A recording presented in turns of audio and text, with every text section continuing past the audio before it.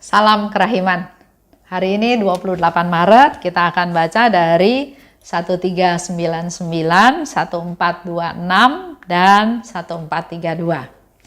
Kita mulai ya. Dalam nama Bapa dan Putra dan Roh Kudus. Amin. 1399. Ketika aku memasuki kapel untuk berdoa sejenak pada petang hari, aku merasakan tusukan duri yang menyakitkan pada kepalaku. Ini berlangsung dalam waktu singkat, tetapi tusukannya sedemikian sakit, sehingga ketika itu juga kepalaku tertunduk di bangku komuni. Terasa olehku bahwa duri itu telah menusuk sampai ke otakku. Tetapi semua ini bukan apa-apa. Ini semua demi keselamatan jiwa-jiwa, untuk memperoleh kerahiman Allah bagi mereka. 1426. Ya Kristus, berikanlah jiwa-jiwa itu kepadaku. Apapun juga yang kau kehendaki menimpa aku sebagai imbalan, berikanlah jiwa-jiwa itu kepadaku. Aku menginginkan keselamatan jiwa-jiwa itu. Aku ingin agar jiwa-jiwa itu mengenal kerahiman-Mu. Aku tidak lagi memiliki suatu pun bagi diriku sendiri, sebab aku telah memberikan segala sesuatu kepada jiwa-jiwa. Oleh karena itu, pada hari penghakiman, aku akan berdiri di hadapan-Mu dengan tangan kosong, sebab aku telah membagi-bagikan segala sesuatu kepada jiwa-jiwa. Dengan demikian, pada diriku, engkau tidak akan menemukan suatu pun untuk kau hakimi. Dan pada hari itu, kita akan saling bertemu, kasih dan kerahiman. 1432. Hari ini dalam pengakuan dosa sambil berbagi oplatek denganku secara rohani, imam menyampaikan harapan berikut kepadaku. Jadilah sesetia mungkin kepada rahmat Allah. Mintalah kerahiman Allah bagi dirimu sendiri dan bagi seluruh dunia, sebab kita semua sangat membutuhkan kerahiman Allah. Hari ini Suster Faustina cerita dia pergi ke kapel untuk berdoa sejenak pada petang hari. Dan di kapel dia merasakan tusukan duri yang menyakiti kepalaku. Kalau kita ingat yang kemarin, Suster Faustina menyapa, mengenang 5 luka Yesus dan dia merasakan sesuatu yang menggembirakan ya.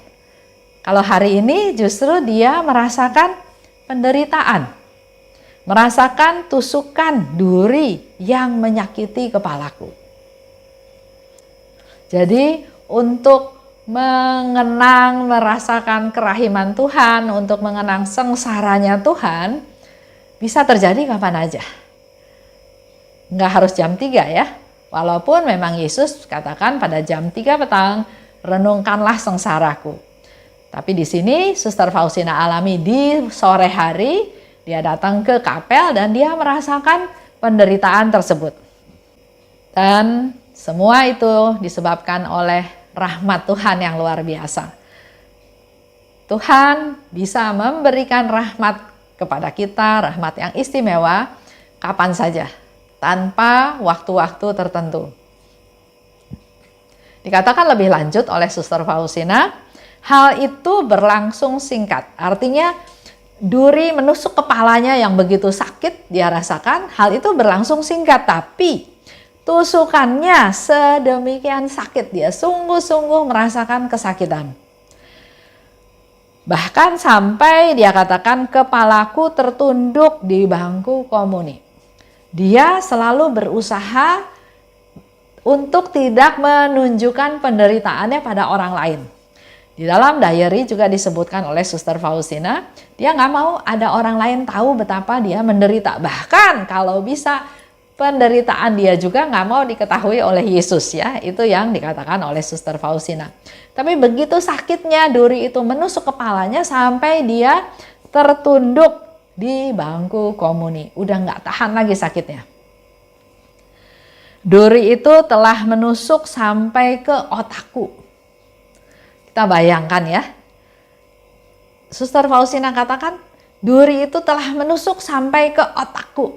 Udah sampai ke dalam sekali, karena memang kita tahu ternyata duri-duri tangkai-tangkai tanaman berduri yang digunakan oleh serdadu untuk membuat mahkota itu, durinya itu panjang-panjang. Sekian senti panjang-panjang. Jadi Bapak Ibu bisa bayangkan kalau ditaruh di atas kepala, duri yang keras itu bisa menusuk sampai ke dalam. Di sini Suster Faustina katakan sampai menusuk ke otakku. Kalau saya pikir ya, otak itu berkaitan dengan pikiran ya. Orang suka bilang, lu punya otak enggak? Maksudnya kok pikirannya kayak gitu ya.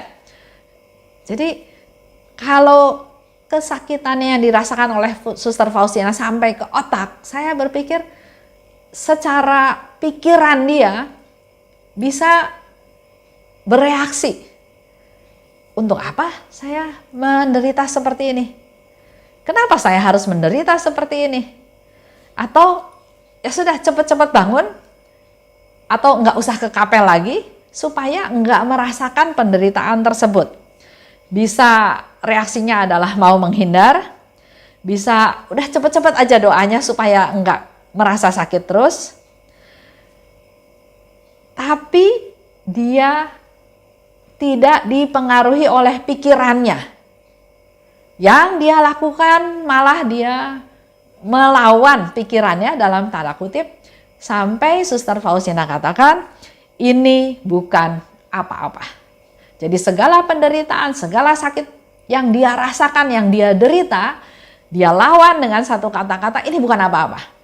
Yang penting buat dia adalah menyelamatkan jiwa-jiwa. Jadi kalau kesakitan ini dia harus alami, tapi begitu banyak jiwa-jiwa yang diselamatkan, sehingga dia katakan kesakitan ini bukan apa-apa buat dia. Kita juga belajar jangan hanya berhenti terpaku pada sakit. Tapi mari kita bisa melihat sakit ini adalah suatu sarana dalam tanda kutip untuk kita bisa melihat yang lebih besar. Untuk bisa merasakan kasih Tuhan yang lebih besar. Untuk bisa tahu Tuhan peduli, Tuhan datang, Tuhan menolong kita, Tuhan menyelamatkan kita. Semua ini bukan apa-apa, seperti yang tadi dikatakan oleh Suster Faustina ya. Ini semua demi keselamatan jiwa-jiwa, untuk memperoleh kerahiman bagi mereka. Jadi kembali lagi buat Bapak Ibu juga yang mungkin saat ini sedang menderita dengan berbagai hal. Di dalam dunia ini bisa terjadi banyak hal. Mari belajar dari Suster Faustina, mempersembahkan semua penderitaan ini kepada Tuhan dan berani katakan ini bukan apa-apa. Kalau penderitaan ini sebagai silih untuk keselamatan jiwa-jiwa, sebagai cara supaya jiwa-jiwa tersebut memperoleh kerahiman Tuhan. Di 1426, Suster Faustina berkata, "Ya Kristus, berikanlah jiwa-jiwa itu kepadaku."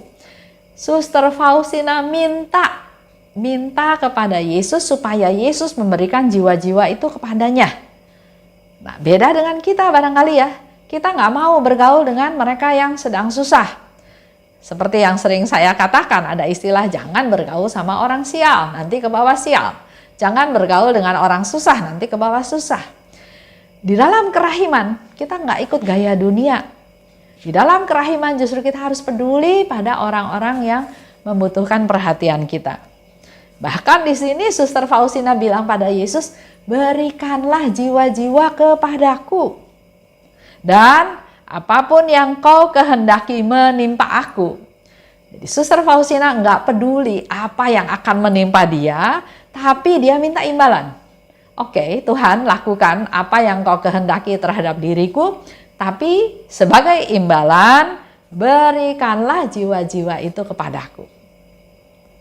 Suster Faustina mau menderita, Suster Faustina minta imbalan, tapi bukan untuk kepentingan dia. Untuk kepentingan orang banyak, untuk kepentingan jiwa-jiwa yang perlu ditolong. Aku menginginkan keselamatan jiwa-jiwa itu. Itu yang menjadi harapan dari Suster Faustina. Aku menginginkan keselamatan dari jiwa-jiwa itu. Aku ingin jiwa-jiwa itu mengenal kerahiman Tuhan. Kalau jiwa-jiwa ini sudah mengenal kerahiman Tuhan, maka jiwa-jiwa ini dengan sendirinya nanti dia akan semakin hari semakin ingin kenal Tuhan, ingin tahu Tuhan, dan dia akan diselamatkan. Dikatakan lebih lanjut oleh Suster Faustina, aku tidak memiliki sesuatu pun untuk diri sendiri. Apa yang dia punya dia berikan. Begitu pula dengan kita ya, kita coba mulai. Kalau ini bermanfaat untuk orang lain, berikan. Jangan saya punya barang, tapi udah nggak ada gunanya nih buat saya. Udahlah saya kasih. Oke, nggak apa-apa. Tapi akan jauh lebih bagus, walaupun saya punya, saya masih perlu, tapi orang lain membutuhkan, relakan, berikan. Supaya orang lain kebutuhannya terpenuhi dan di sana berlaku ketentuan atau hukum atau kondisi di mana saya lebih mementingkan orang lain daripada diri sendiri. Dikatakan oleh Suster Faustina tadi ya, saya nggak punya apa-apa. Karena apa? Karena semua yang dia punya sudah diberikan kepada jiwa-jiwa. Dia punya hati, dia punya kecintaan, dia punya doa, dia punya kepedulian, dia apapun katakan, semuanya sudah kuberikan kepada jiwa-jiwa. Maka pada hari penghakiman, aku berdiri di hadapanmu dengan tangan kosong. Udah nggak ada lagi. Dia udah nggak punya apa-apa lagi karena apa yang dia punya, dia sudah berikan kepada jiwa-jiwa. Sebab aku telah membagikan pada jiwa-jiwa. Maka engkau, Tuhan, tidak akan menemukan sesuatu pun untuk kau hakimi. Nah, contoh. Dalam pekerjaan, posisi makin tinggi, kursinya makin sedikit kan ya? Sehingga terjadilah dalam tanda kutip perebutan. Saya merasa paling berhak karena saya bekerja paling lama. Yang lain juga merasa berhak karena berjasa.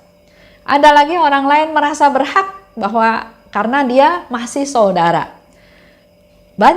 Banyak orang merasa lebih berhak daripada orang lain untuk posisi tersebut. Akibatnya kursi itu kan jadi rebutan. Karena kursinya satu, yang berminatnya banyak, otomatis terjadilah persaingan. Nah, masalahnya bisa terjadi persaingan yang tidak fair, yang tidak adil, yang direkayasa sedemikian rupa sehingga keinginannya tercapai.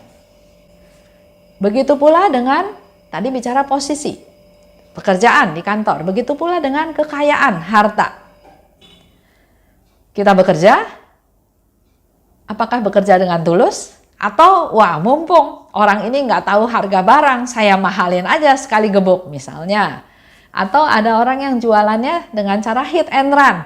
Jualan, murah, obral, udah gitu pergi. Nggak ada garansi, barang-barangnya ternyata jelek, ternyata rusak. Contoh yang sederhana ya, orang jualan di pasar. Lihat barangnya bagus. Saya beli barang itu. Orang di pasar nggak mau kasih barang itu, dia kasih yang sudah dikantongin. Saya bilang enggak, saya mau barang ini. Enggak Bu, ini udah disiap-siapin supaya gampang, supaya prosesnya cepat. Ya sudah. Begitu dibawa pulang, ternyata buahnya banyak yang busuk, nggak sesuai dengan apa yang dijual. Itu kan artinya sudah terjadi penipuan. Mungkin orang yang jual buah berpikir saya pinter, sehingga buah busuk saya laku. Tapi apa yang kita lakukan di dunia ini itu akan kebawa, akan menjadi hal yang nanti kita akan alami dalam proses pengadilan. Nah, sedangkan Suster Faustina bilang dia udah nggak punya apa-apa. Dia nggak melakukan apa-apa yang jelek di mata Tuhan karena semua yang dia punya sudah dia berikan. Jadi Tuhan nggak bisa adili dia lagi karena dia tidak pegang apa-apa. Beda dengan contoh misalnya saya yang berusaha merebut posisi tersebut dengan cara yang tidak adil. Menjual barang, misalnya nipu. Nah, hal-hal ini pada waktu nanti saya diadili, hal tersebut akan menjadi sesuatu yang saya bawa. Beda dengan Suster Faustina tadi ya, dikatakan dia nggak bawa apa-apa. Karena semua yang dia punya sudah dia berikan sehingga dia tidak bisa dihakimi. Ini boleh menjadi satu hal juga yang menjadi masukan buat kita semua, bahwa segala sesuatu yang kita perbuat di dunia akan ada hitungannya, bukan hilang gitu aja. Oleh sebab itu, mari Bapak Ibu, saya ajak, mari kita berbagi. Seperti slogan moto dari KAJ tahun ini ya, makin mengasihi. Kalau bicara makin mengasihi artinya jangan jadi fokusnya saya lagi, tapi orang-orang di sekitar kita. Mari kita tunjukkan, bukan hanya dengan kata-kata, tapi dengan praktek, dengan tindakan nyata bahwa saya mengasihi kamu. Makin terlibat. Kalau dulu barangkali, ya sudah, saya kontribusinya misalnya dana, udah itu selesai. Tapi di sini dikatakan makin terlibat. Jadi selain memberikan dana, memberikan juga tenaga, memberikan juga perhatian, dan apalagi yang bisa diberi supaya kita makin terlibat. Apakah dalam pelayanan, dalam komunitas, dalam berkarya, dan sebagai umat Katolik kita makin terlibat, makin nyata peran kita dalam masyarakat. Makin menjadi berkat. Ini juga sama. Di dalam komunitas Lumen Christi kami melakukan kebersamaan. Memberi dana, memberi tenaga, memberi waktu, ya itu mari kita sama-sama berbagi dalam hal memberi, melakukan pelayanan untuk orang lain, untuk pihak ketiga.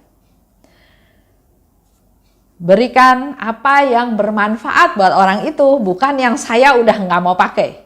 Karena bisa saja saya nggak mau pakai barang ini, saya kasih ke orang, tapi belum tentu orang itu butuh barang itu.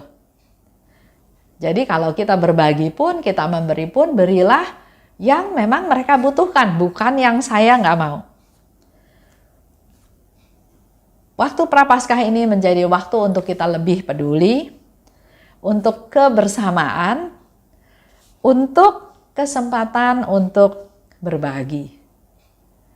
Yang mungkin Bapak Ibu nanti juga bisa lihat, kegiatan di komunitas Lumen Christi ini ada satu kegiatan baru yang kami lakukan, yaitu setiap Jumat pertama membagikan makanan kepada mereka yang perlu kami perhatikan. Jadi ada yang mengumpulkan dana, ada yang memasak, menyiapkan makanan, hidangan yang mau kita bagikan, dan ada lagi kelompok yang punya motor, mereka lah yang jalan membagi-bagikan nasi box tersebut. Di sana tercipta suatu kebersamaan. Memang sebetulnya semuanya bisa dilakukan oleh satu orang. Tapi dengan kita berbagi bersama-sama, di sana tercipta suatu suasana untuk makin mengasihi, makin terlibat, dan makin menjadi berkat. Itu aja untuk hari ini. Terima kasih. Dalam nama Bapa dan Putra dan Roh Kudus. Amin. Salam kerahiman.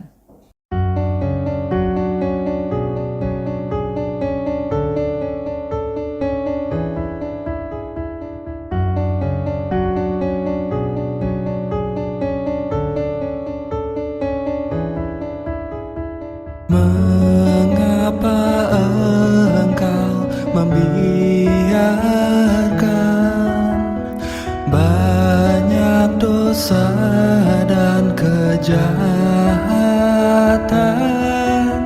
Mengapa engkau tidak menghukumnya?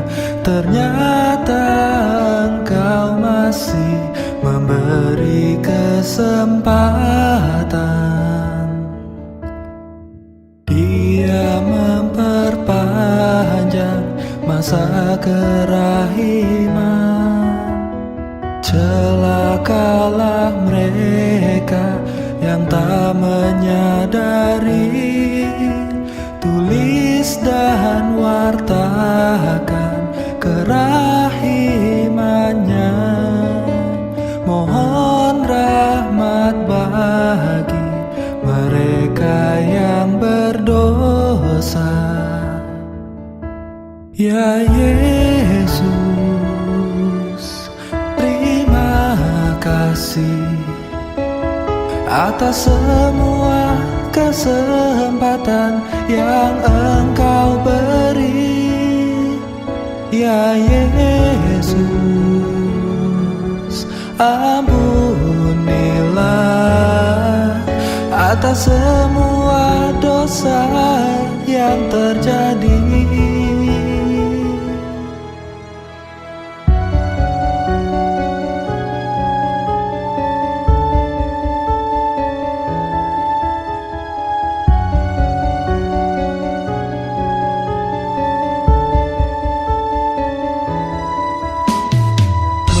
Mengapa Engkau membiarkan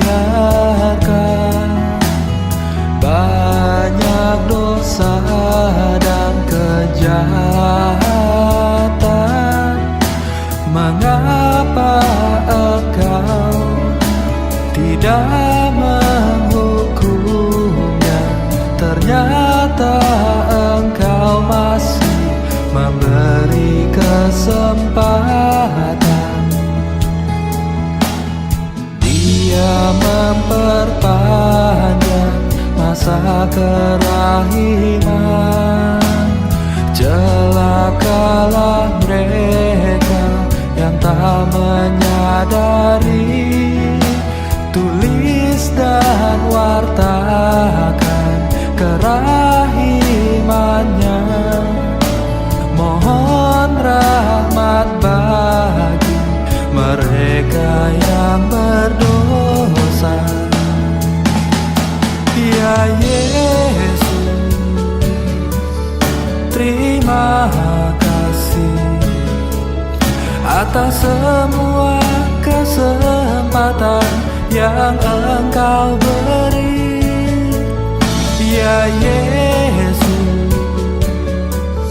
ampunilah